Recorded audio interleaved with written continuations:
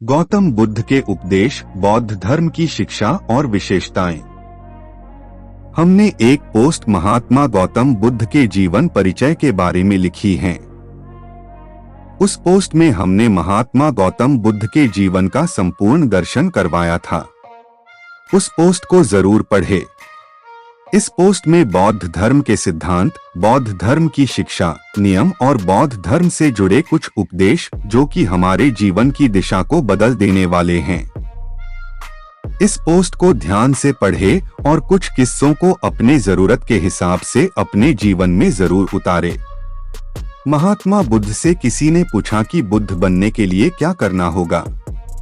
इसके उत्तर में महात्मा बुद्ध ने कहा कि बुद्ध बनने के लिए मेरे विचारों को सुनो और उनको अपने जरूरत के हिसाब से रूपांतरित करके अपने जीवन में उतारो। बौद्ध धर्म के उपदेश। हमने महात्मा बुद्ध के जीवन से जुड़े महत्वपूर्ण उपदेश पर एक संपूर्ण पोस्ट लिखा है। यहाँ पर 8 बौद्ध धर्म के उपदेश के बारे में जानेंगे, जिसमें से एक एक विचार जीवन को बदल देने वाला है। बौद्ध धर्म के 8 उपदेश। वर्तमान ही खुशी का रास्ता है। महात्मा बुद्ध ने 6 साल तक घोर तपस्या की, केवल यह जानने के लिए कि असली खुशी क्या है, दुख का कारण क्या है। महात्मा बुद्धा की तपस्या का निचोड़ का कटु सत्य है कि मनुष्य की इच्छा ही सबसे बड़ा दुख का कारण है। मनुष्य अपने भविष्य और भूत की घटनाओं की कल्पना में ही जीता है, जबकि उसको वर्तमान की उपलब्धि की खुशी मनानी चाहिए। मनुष्य का सबसे बड़ा शत्रु क्रोध है। क्रोध को लेकर महात्मा बुद्ध का एक महत्वपूर्ण है, मनुष्य कभी अपने क्रोध के कारण से दंडित नहीं होता, बल्कि वह अपने क्रोध से ही दंडित हो जाता है। हम किसी पर क्रोध करके किसी और का नहीं बल्कि खुद का ही नुकसान कर रहे हैं। इसलिए मनुष्य का सबसे बड़ा शत्रु क्रोध है। संदेह और शक की आदत सबसे भयानक होती है। हमारा दिमाग और चित्त सबसे शांत उस अवस्था में होता है जब दिमाग के अंदर विचारों का घेरा बहुत कम हो। हमारा दिमाग हरदम कुछ न कुछ सोचता रहता है, कुछ न कुछ नए नए विचारों को जन्म देता रहता है। ये और कुछ नहीं, हमारे शक और संदेह ही हैं, जिनको सुलझाने के लिए हमारा दिमाग उनके उत्तर की तलाश में इधर उधर भटकता है। लोग आपको तभी इज्जत देंगे जब आप खुद पर जीत हासिल कर लेंगे। स्वयं पर जीत को लेकर महात्मा बुद्ध का एक बड़ा ही अच्छा सुविचार है। दुनिया पर आप कितनी भी जीत हासिल क्यों नहीं कर लो, लेकिन सबसे बड़ी जीत आपको तब हासिल होगी जब आप अपने खुद पर जीत हासिल कर लोगे। तब प्रत्येक जीत आपकी होगी, चाहे वो हार ही क्यों नहीं हो। सूर्य, चंद्र और सत्य कभी छुप नहीं सकते हैं। हम चाह कर भी इस प्रकृति की घटनाओं को बदल नहीं सकते हैं। जिस प्रकार सूर्य और चंद्र अपने समय पर दर्शन देते हैं, ठीक उसी प्रकार सत्य भी समय आने पर अपना पर्दा उजागर करता है। लक्ष्य को पाने से अच्छा है यात्रा को ठीक से करना। अच्छा, हम सभी अपने लक्ष्य के पीछे भागते हैं। हमको हमारा लक्ष्य मालूम है। आपने कभी ये विचार किया है कि जब आपको लक्ष्य मिल जाएगा तब आप क्या करेंगे? निश्चिंत ही हम तब नए लक्ष्य के पीछे भागेंगे। मतलब हम संतुष्ट अवस्था में कभी आ ही नहीं पाएंगे। इसलिए हमको वर्तमान में जीना चाहिए, और वर्तमान में हम सभी लक्ष्य की यात्रा कर रहे हैं। अगर आपने कभी लक्ष्य को हासिल किया है तो वह आपका भूत था। निश्चिंत आज आप भी अपने लक्ष्य के पीछे ही भाग रहे हैं। बुराई को सिर्फ प्रेम से ही जीता जा सकता है। अच्छाई और बुराई 2 पहलू हैं, जिसमें बुराई को उत्पन्न कर सकती है। बुराई से कभी अच्छाई की उत्पत्ति नहीं होती है, लेकिन अच्छाई बुराई को समाप्त कर सकती है। बुराई पर अच्छाई की विजय की अनेक कहानियां भी आपने सुन रखी होंगी। खुशियों को जितना बांटोगे उतनी बढ़ती रहेगी। महात्मा बुद्ध कहते हैं कि एक मोमबत्ती के सहारे सैकड़ों दीपकों को प्रज्वलित किया जा सकता है, फिर भी मोमबत्ती की रोशनी कम नहीं होगी। ठीक उसी प्रकार खुशियां बांटने से कभी कम नहीं पड़ती हैं, बल्कि बढ़ती ही हैं। अच्छा, आप ये तो समझ गए होंगे कि महात्मा बुद्ध के उपदेश जीवन को बदलने वाले हैं। इसको चरितार्थ करने पर एक महात्मा बुद्ध और एक नव निर्वाचित भिक्षु का किस्सा है। चलिए मैं आपके साथ शेयर करता हूँ। एक बार महात्मा बुद्धा की शरण में नया भिक्षु आया। जब कभी कोई महात्मा बुद्ध की शरण में आता तो उसको महात्मा बुद्ध के उपदेश सुनने पड़ते थे। उपदेश सुनने के साथ साथ उन पर अमल भी करना पड़ता था, तब जाकर कोई सच्चा भिक्षु बनता था। एक नया भिक्षु आया। पिछले 1 महीने से वह भिक्षु बुद्ध को सुन रहा था। 1 महीने के बाद वह भिक्षु बुद्ध के पास आया और बोला, मैं पिछले 1 महीने भर से आपको सुन रहा हूँ, लेकिन मुझ में कोई सुधार नहीं हुआ है। कृपया करके आप मुझे बताएं कि क्या मुझ में कोई कमी है या कोई कारण है जो मेरा कल्याण नहीं होने दे रहे हैं। बुद्ध ने उस भिक्षु से एक प्रश्न किया, तुम कहाँ रहते हो?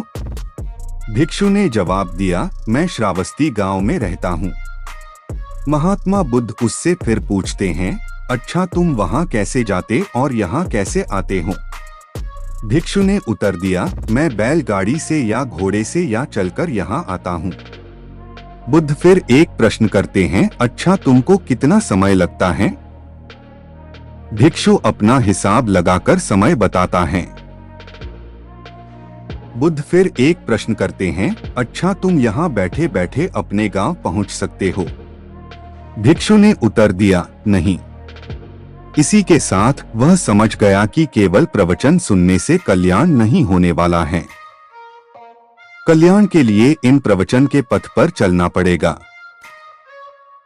बुद्ध के विचारों को सुनकर उनका अनुसरण करके अपने अनुसार ग्रहण करना सच्चा भिक्षु कहलाता है, और वही सच्चा बुद्ध भी है, ऐसा महात्मा बुद्धा कहते हैं। महात्मा बुद्ध की मूर्तियां और तस्वीरें हमेशा इतनी शांत क्यों दिखाई देती हैं?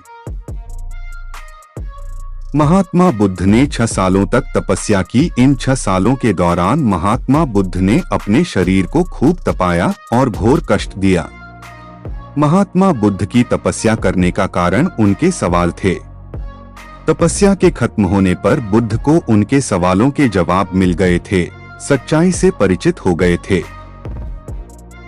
इसलिए उनकी सारी इच्छाएं, मोह, क्रोध सब कुछ मिट चुका था। उन्होंने खुद पर जीत हासिल कर ली थी।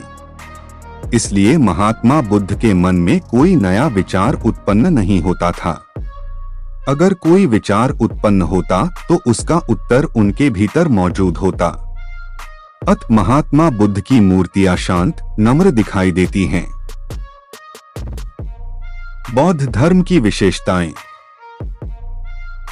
महात्मा गौतम बुद्ध ने बौद्ध धर्म की स्थापना की। महात्मा बौद्ध जीवन काल में बौद्ध धर्म की केवल एक ही विचारधारा थी, लेकिन बौद्ध के महापरिनिर्वाण के कुछ समय पश्चात बौद्ध धर्म 2 धाराओं में बंट गया था।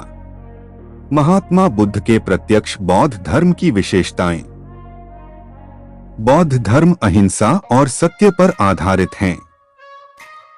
बौद्ध धर्म की स्थापना के वक्त भारतीय समाज 4 वर्णों में विभाजित हो चुका था, इसलिए भेदभाव की समस्या बहुत साधारण थी। बौद्ध धर्म सभी वर्णों को बराबर हक देता है। तात्कालिक समाज में महिलाओं की स्थिति ठीक नहीं थी। महिलाओं का मंदिर पर जाने और पवित्र कार्यों को करने महिलाओं को अपशगुन माना जाता था, लेकिन बौद्ध धर्म ने महिलाओं को भी भिक्षुणी बनने दिया। अर्थात बौद्ध धर्म महिलाओं और पुरुषों को समान अधिकार देता है। बौद्ध धर्म तार्किक विचारों पर आधारित है, जिसमें किसी भी तरह से कोई अंधविश्वास नहीं है। बौद्ध धर्म किसी भी तरह से किसी प्रकार के पशुबली जैसे निंदनीय काम को प्राथमिकता नहीं देता है। बौद्ध धर्म के संप्रदाय। महात्मा बुद्ध ने अपने जीवन काल में अग्रणी होकर बौद्ध धर्म को फैलाया। बुद्ध के अनुयायियों में किसी विचार पर यदि कोई मतभेद हो जाता तो महात्मा बुद्ध उन पर अपना निर्णय देते। लेकिन समय बीतने के साथ बौद्ध धर्म की दो विचारधारा बन गई। लगभग पहली शताब्दी कनिष्क के काल में जब बौद्ध की चौथी संगीति हुई थी, तब बौद्ध धर्म दो विचारधारा हीनयान और महायान में बंट गया।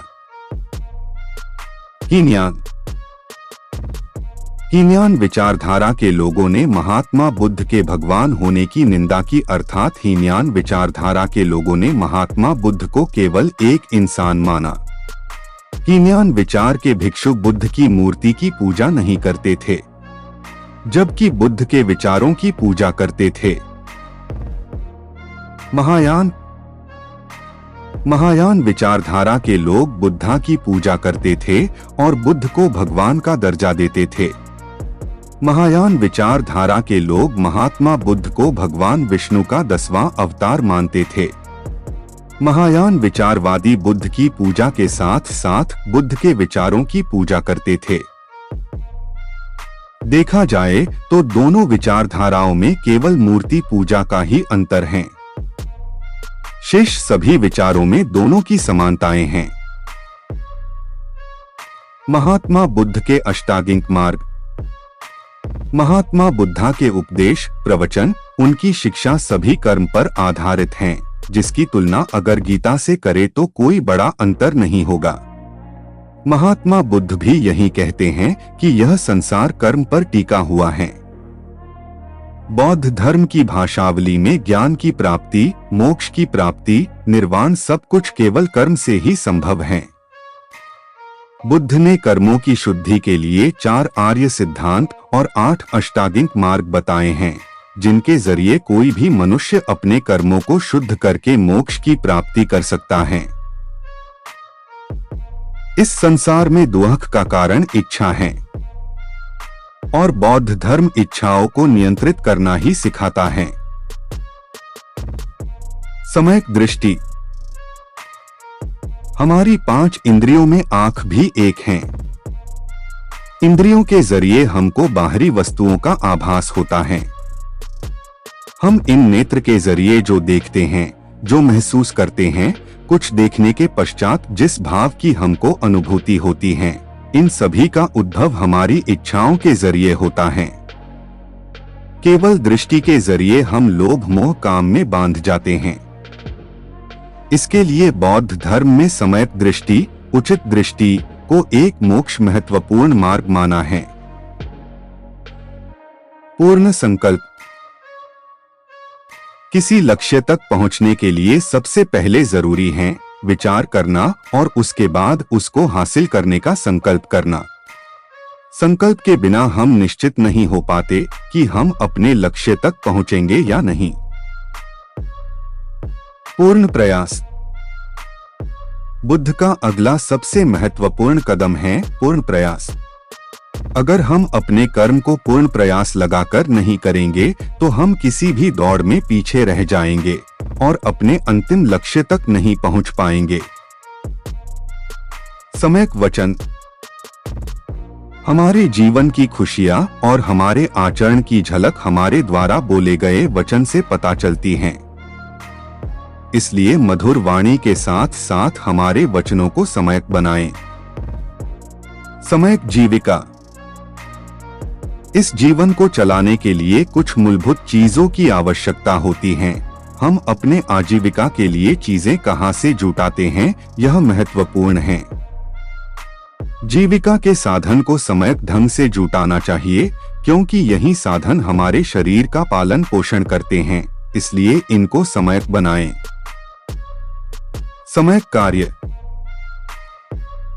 सब कुछ कर्म पर निर्भर करता है। हमारे द्वारा किए गए कर्मों के फल को हमें भोगना पड़ता है। इसलिए कर्म को इस कदर करे कि उनका फल सदैव पुण्य की और आश्रित हो, इसलिए केवल सत्कर्म करें। सम्यक स्मृति।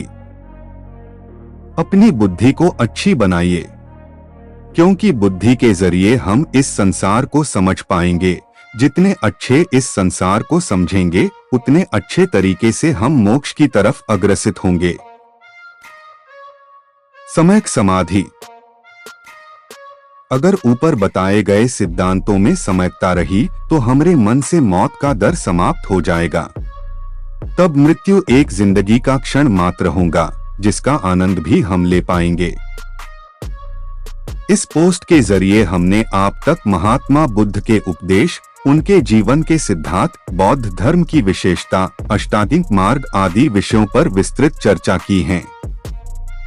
इसके अलावा हमने आपके साथ कुछ महात्मा बुद्ध की कहानियां भी शेयर की हैं। अगर आप महात्मा बुद्धा के जीवन से जुड़ी कहानियों को पढ़ना चाहते हो तो नीचे लिंक पर क्लिक कर पढ़ सकते हैं।